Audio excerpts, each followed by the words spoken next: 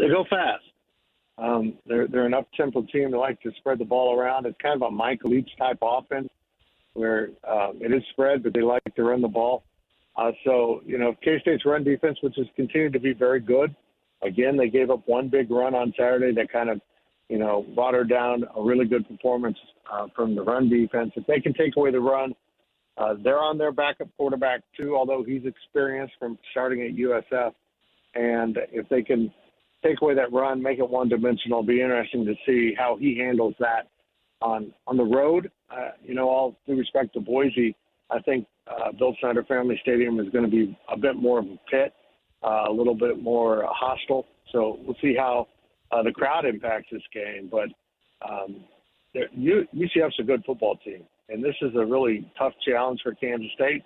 And they're going to be psyched up to try to win their first Big 12 game and make a statement about where UCF football belongs in this conference, as will probably BYU down the road in Lawrence. Those are two great games in the state of Kansas on Saturday.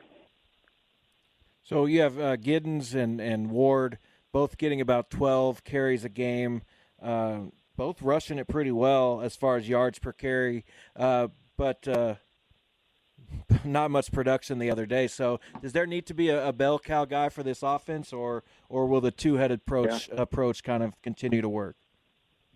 Well, on Saturday they're going to get a bell cow. It's going to be Giddens because Ward was injured late in that game too, so he's banged up. Probably could still go, but I think they'll hold him out. And you know what? EJ Giddens is the less elusive of the guys, by resume. I don't know if that's necessarily true, but he is the better pass blocker and the more physical runner. So I think he might fit this game. We'll see Anthony Frias come in a little bit. They say he's advanced a lot, ready for some more snaps. And he'll get some meaningful snaps, I think, just because Giddens will need a rest once in a while. But, again, that could affect how they want to attack this UCF defense because Ward was kind of a nice little weapon to have out of the backfield to catch passes. And maybe they put someone like, Phillip Brooks back there and use him in those situations in this game to, kind of stay with what has been working, even though it's different personnel. Can't imagine there are too many K-Staters who don't take GoPowerCat.com, but for those of you who do not, and before we ask you my next question, Fitz, tell our listeners how they can do that. Just head over to GoPowerCat.com. There's a green join button up in the corner to check out our specials. We always got your first month for $1 if you want to go take a 30-day test drive. And I think we're at 30% off an annual subscription right now, so come check us out. And go check out our stuff on YouTube. It's free, and subscribe to that channel. It doesn't cost you a dime. All right, so what about the Big 12 so far? Very early in the season. My impressions are you've got Oklahoma and Texas undefeated. I'm still not sure how strong those two teams are.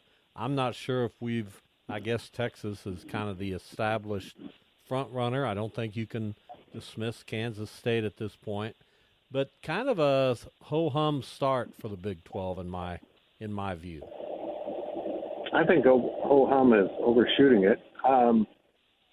A lot of this conference is just trash.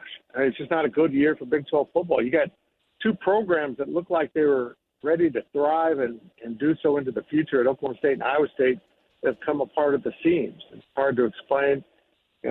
Houston's going through a transition. West Virginia's cycling through a little bit.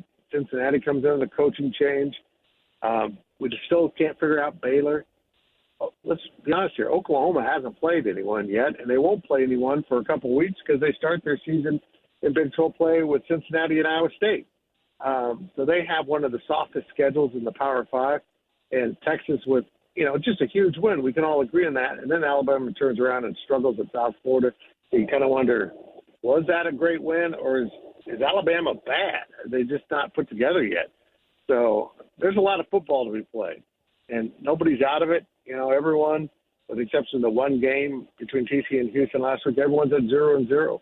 As K-State showed last year, if you lose a non-conference game, you can still win this conference. It has no impact on that. You just got to take care of business, and we'll see who starts doing that on Saturday.